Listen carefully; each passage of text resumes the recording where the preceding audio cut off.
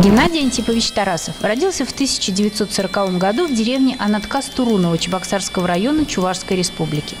Окончил Казанский государственный университет. Профессор, заслуженный деятель науки Российской Федерации.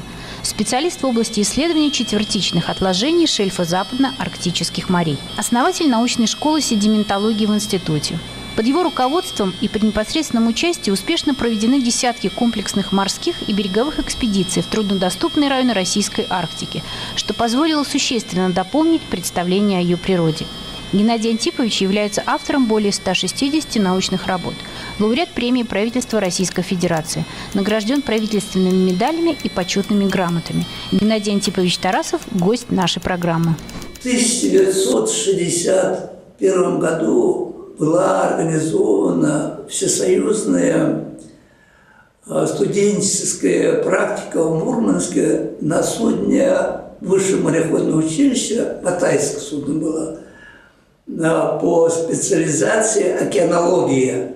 Вот я в университете попал в группу из 5 человек на поездку вот на эту практику, а фактически проходили практику это Московского университета, Ленинградского, Днепропетровского. У нас было там на судне 300 студентов.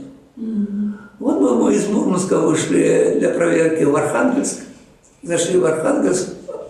Кто укачивался несвойственным быть моряком, их списывали, а кто выдержал этот поход, там 4 дня было, и остались мы. И где-то 40 дней мы ходили вокруг Исландии, там, по проливам Бадакария, Ла-Манш, интересно для нас было. Там были очень уважаемые профессора, морские специалисты. Конечно, это очень здорово было. Вот тогда я, в принципе, переквалифицировался в морского геолога. Знаю, что я там был, а потом я стал получать письма, приглашения на работу уже после окончания университета. Вот такое письмо я получил из Мурманска. Это Академический институт, Мурманский морской биологический институт. Директор прислал такое письмо. Вот в Москве мне рекомендовали вас, поскольку в Москве меня знали по работе в Мурманске. Приехал я в Мурманск, мне дали место, там стол, где-то лаборатории Бентеса, а Бентес – это исследование донных организмов. Год поработал, женился, меня забрали в армию. Я ушел на 4 года службу и прервал службу через почти 2 года. И снова вернулся обратно к жене на работу, на место. Вот так трудился там, постоянные экспедиции, это Арктика, это Новая Земля, Принц Иосиф, Шпицберген, Баренцево море, Белое море, Карское море, Северные моря, Атлантики. Так я собрал какой-то материал, сделал себе кандидатскую, защитил я эту кандидатскую диссертацию в Москве, в Геологическом институте Российской академии наук.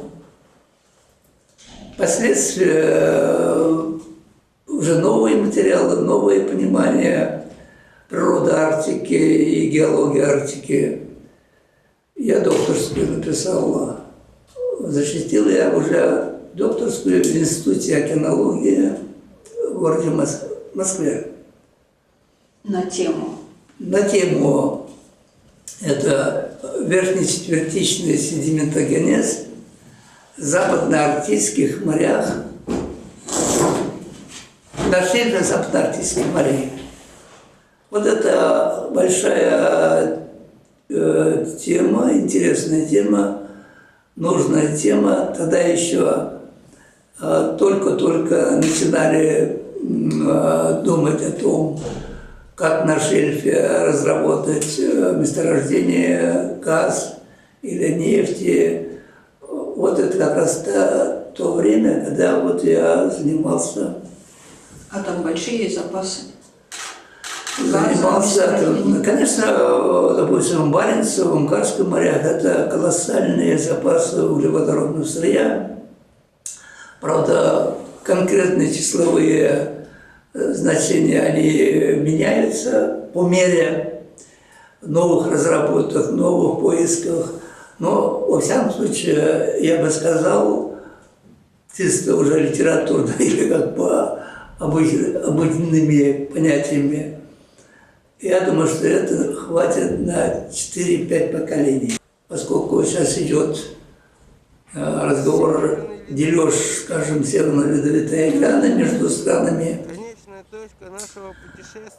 Если раньше к этому вопросу подходили только державы, которые непосредственно открываются к Северно-Ледовитому океану, это, скажем, Норвегия, Россия, Канада, Дания, там, Соединенные Штаты.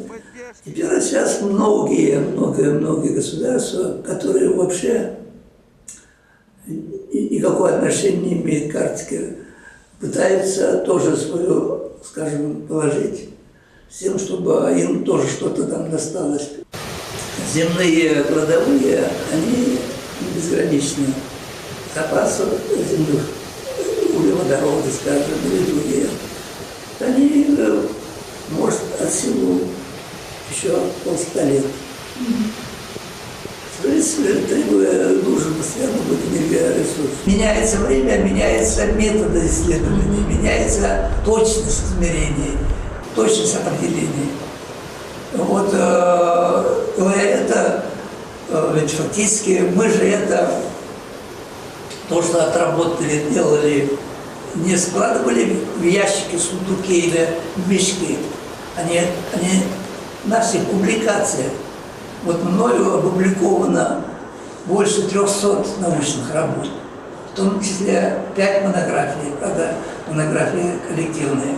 То есть там, в принципе, сегодняшней молодежи, то есть специалисты, кто приходит, все открой, читай, посмотри, работай, усовершенствуй, улучшай.